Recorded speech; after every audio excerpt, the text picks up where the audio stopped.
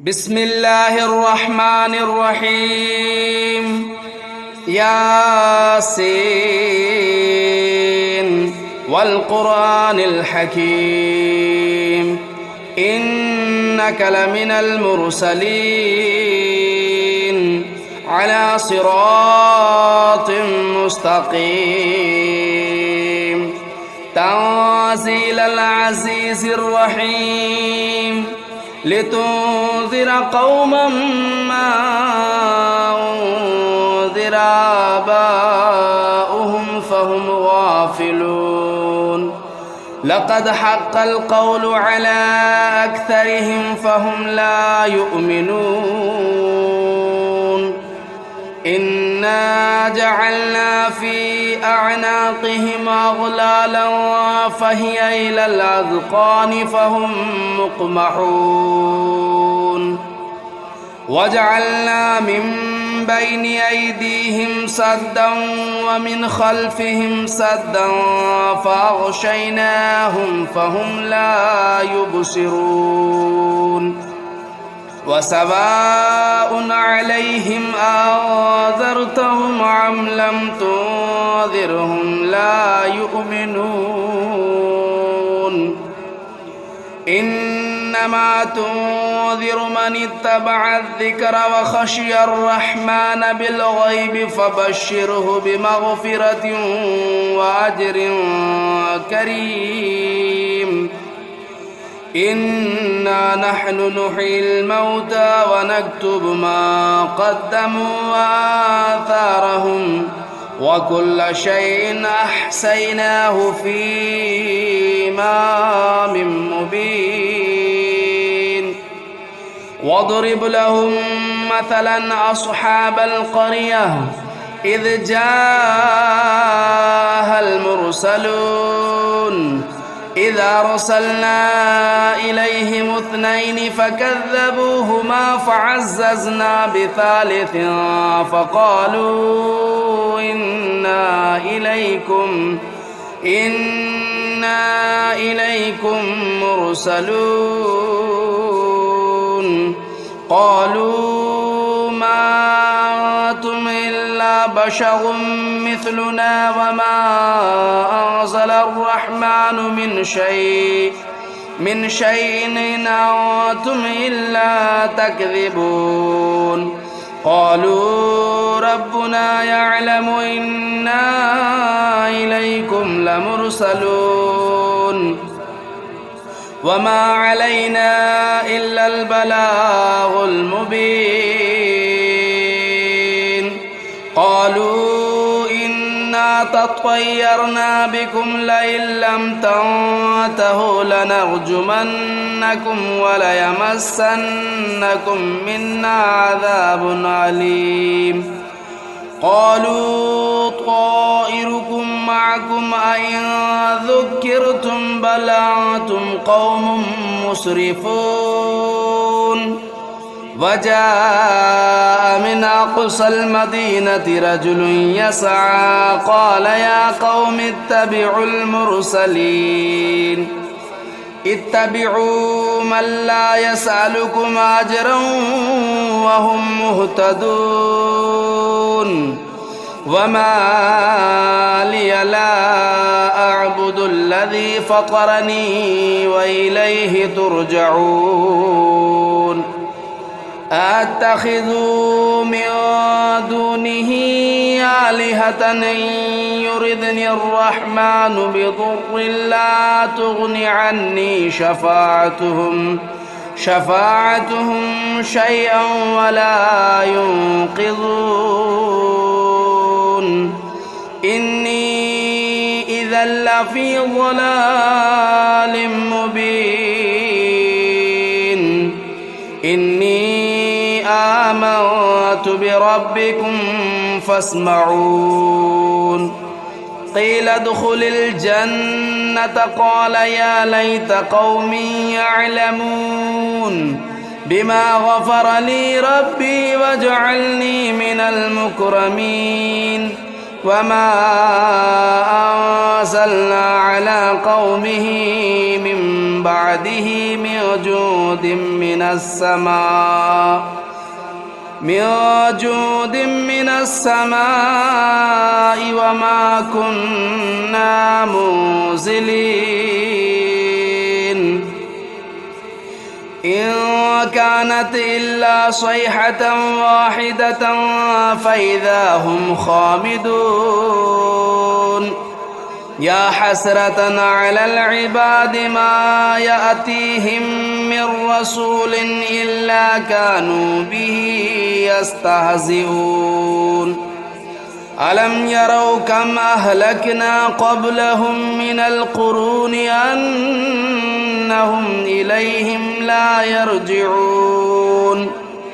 وإن كل لما جميع لدينا محضرون وآية لهم الأرض الميتة أحييناها وأخرجنا منها حبا فمنه يأكلون وجعلنا فيها جنات من نخيل وأعناب وفجرنا فيها من العيون ليأكلوا من ثمره وما عملته أيديهم أفلا يشكرون سبحان الذي خلق الأزواج كلها مما تنبت الأرض ومن أنفسهم ومما لا يعلمون وآية لهم الليل نسلخ منه النهار فإذا هم مظلمون والشمس تجري لمستقر لها ذلك تقدير العزيز العليم والقمر قدرناه منازل حتى عاد كالعرجون القديم لا الشمس ينبغي لها أن تدرك القمر ولا الليل سابق النهار وكل في فلك يسبحون وآية لهم أنا حملنا ذريتهم في الفلك المشحون وخلقنا لهم من مثله ما يركبون وإن نشأ نغرقهم فلا صريخ لهم ولا هم ينقذون إلا رحمة منا ومتاعا إلى حين وإذا قيل لهم اتقوا ما بين أيديكم وما خلفكم لعلكم ترحمون وما تأتيهم من آية من آيات ربهم إلا كانوا عنها معرضين وإذا قيل لهم أنفقوا مما رزقكم الله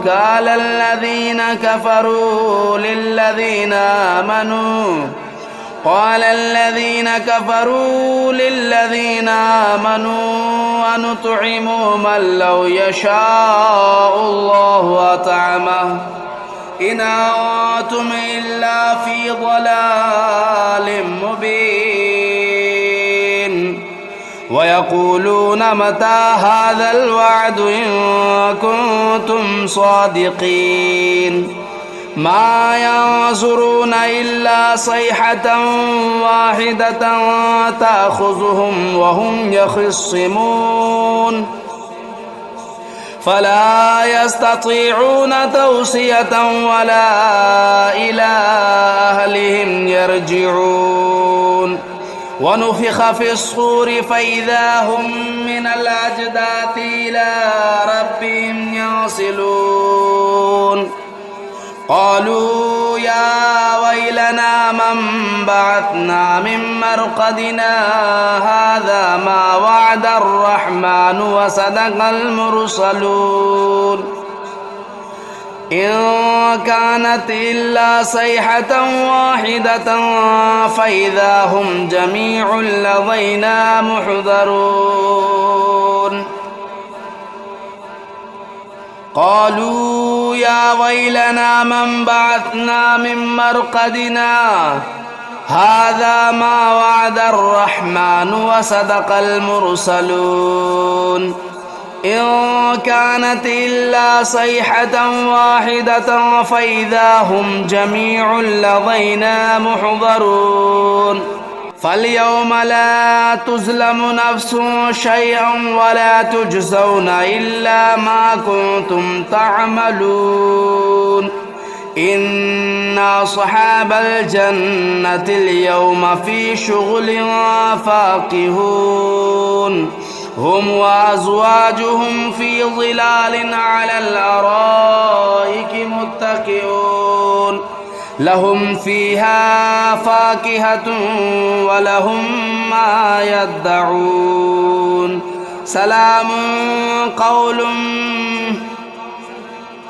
سلام قولا من رب رحيم وامتازوا اليوم أيها المجرمون ألم أعهد إليكم يا بني آدم ألا تعبدوا الشيطان إنه لكم عدو مبين وأن اعبدوني هذا صراط مستقيم ولقد أضل منكم جبلا كثيرا أفلم تكونوا تعقلون هذه جهنم التي كنتم توعدون اصلوها اليوم بما كنتم تكفرون اليوم نختم على أفواههم وتكلمنا أيديهم وتشهد أرجلهم بما كانوا يكسبون ولو نشاء لطمسنا على أعينهم فاستبقوا الصراط فأنى يبصرون ولو نشاء لمسخناهم على مكانتهم فما استطاعوا مضيا ولا يرجعون ومن نعمره ننكسه في الخلق أفلا يعقلون وما علمناه الشعر وما ينبغي له إن هو إلا ذكر وقرآن مبين لينذر من كان حيا ويحق القول على الكافرين أولم يروا أنا خلقنا لهم مما عملت أيدينا أنعاما فهم لا مالكون وذللناها لهم فمنها ركوبهم ومنها يأكلون ولهم فيها منافع ومشارب أفلا يشكرون واتخذوا من دون الله آلهة لعلهم ينصرون لا يستطيعون نصرهم وهم لهم جند محضرون فلا يحزنك قولهم إنا نعلم ما يسرون وما يعلنون أولم ير الإنسان أنا خلقناه من نطفة فإذا هو خصيم مبين وضرب لنا مثلا ونسي خلقه قال من يحيي العظام وهي رميم قل يحييها الذي أنشأها أول مرة وهو بكل خلق عليم الذي جعل لكم من الشجر الأخضر نارا فإذا أنتم منه توقدون أوليس الذي خلق السماوات والأرض بقادر على أن يخلق مثلهم بلى وهو الخلاق العليم إنما أمره إذا أراد شيئا أن يقول له كن فيكون فسبحان الذي بيده ملكوت كل شيء وإليه ترجعون. بسم الله الرحمن الرحيم. الرحمن علم القرآن خلق الإنسان علمه البيان. الشمس والقمر بحسبان والنجم والشجر يسجدان والسماء رفعها ووضع الميزان ألا تطغوا في الميزان وأقيموا الوزن بالقسط ولا تخسروا الميزان والأرض وضعها للأنام فيها فاكهة والنخل ذات الأكمام والحب ذو العصف والريحان فبأي آلاء ربكما تكذبان. خلق الإنسان من صلصال كالفخار وخلق الجان من مارج من نار فبأي آلاء ربكما تكذبان. رب المشرقين ورب المغربين فبأي آلاء ربكما تكذبان. مرج البحرين يلتقيان بينهما برزخ لا يبغيان فبأي آلاء ربكما تكذبان. يخرج منهما اللؤلؤ والمرجان فبأي آلاء ربكما تكذبان. وله الجوار المنشآت في البحر كالأعلام فبأي آلاء ربكما تكذبان. كل من عليها فان ويبقى وجه ربك ذو الجلال والإكرام فبأي آلاء ربكما تكذبان. يسأله من في السماوات والأرض كل يوم هو في شأن فبأي آلاء ربكما تكذبان. سنفرغ لكم أيها الثقلان فبأي آلاء ربكما تكذبان. يا معشر الجن والإنس إن استطعتم أن تنفذوا من أقطار السماوات والأرض فانفذوا لا تنفذون إلا بسلطان فبأي آلاء ربكما تكذبان. يرسل عليكما شواظ من نار ونحاس فلا تنتصران فبأي آلاء ربكما تكذبان. فإذا انشقت السماء فكانت وردة كالدهان فبأي آلاء ربكما تكذبان. فيومئذ لا يسأل عن ذنبه إنس ولا جان فبأي آلاء ربكما تكذبان. يعرف المجرمون بسيماهم فيؤخذوا بالنواصي والأقدام فبأي آلاء ربكما تكذبان.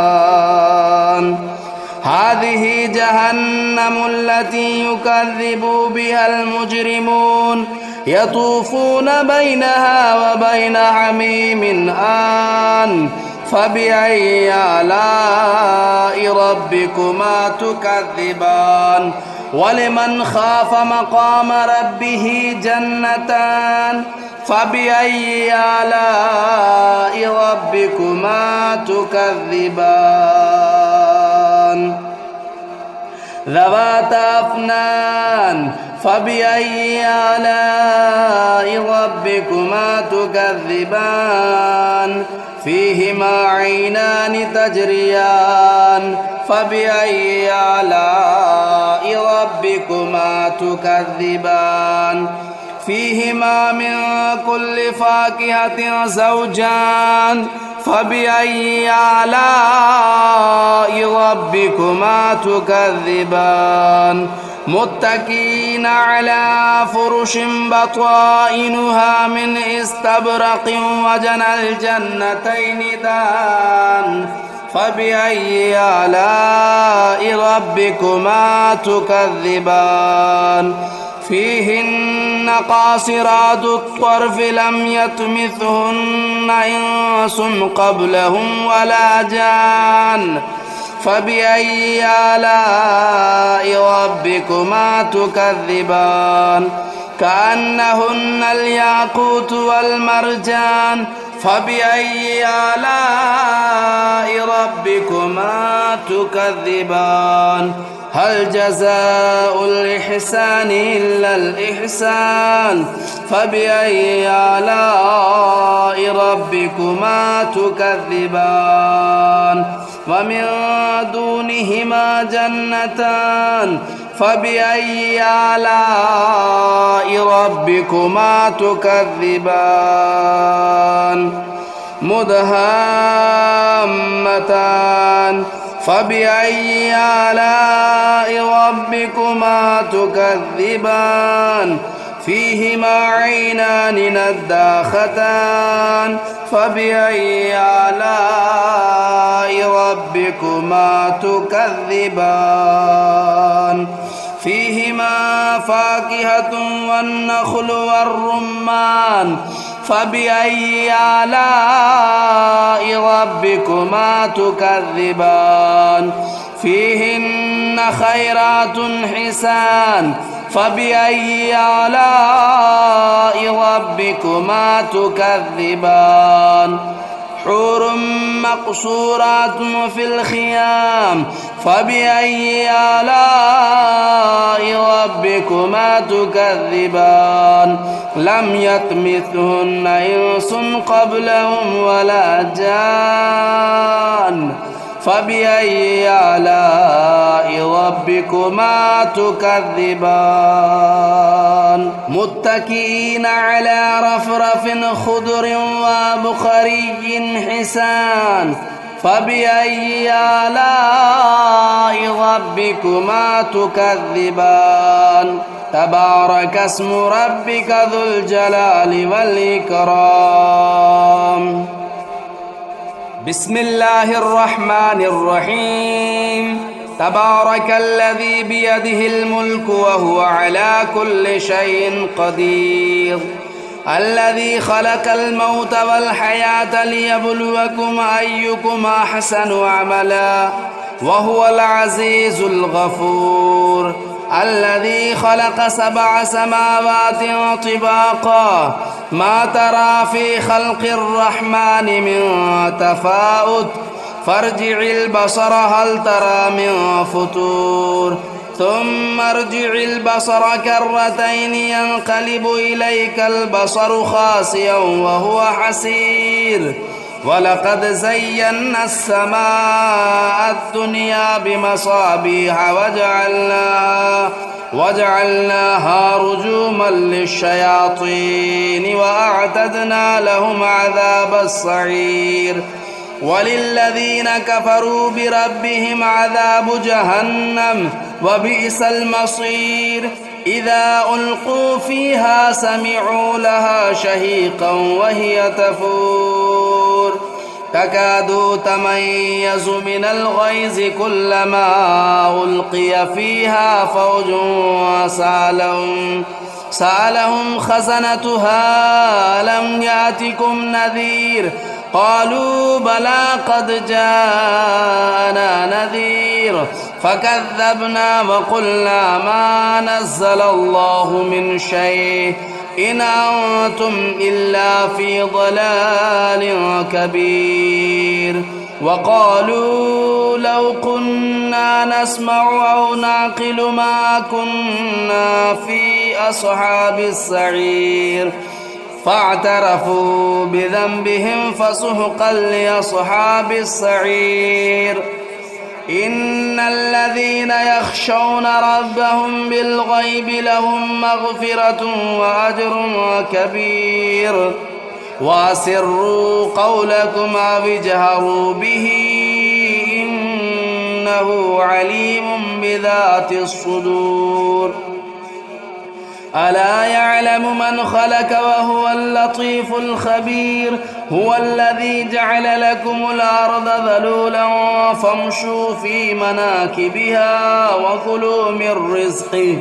وإليه النشور أأمنتم من في السماء أن يخسف بكم الأرض فإذا هي تمور أم أمنتم من في السماء أن يرسل عليكم حاصبا فستعلمون كيف نذير ولقد كذب الذين من قبلهم فكيف كان نكير أولم يروا إلى الطير فوقهم صافات ويقبضن ما يمسكهن إلا الرحمن إنه بكل شيء بصير أمن هذا الذي هو جند لكم ينصركم من دون الرحمن إن الكافرون إلا في غرور أمن هذا الذي يرزقكم إن أمسك رزقه بل لجوا في عتو ونفور أفمن يمشي مكبا على وجهه أهدى أمن يمشي سويا على صراط مستقيم قل هو الذي أنشأكم وجعل لكم السمع والأبصار والأفئدة قليلا ما تشكرون قل هو الذي ذرأكم في الأرض وإليه تهشرون ويقولون متى هذا الوعد إن كنتم صادقين قل إنما العلم عند الله وإنما أنا نذير مبين فلما رأوه زلفة سيئت وجوه الذين كفروا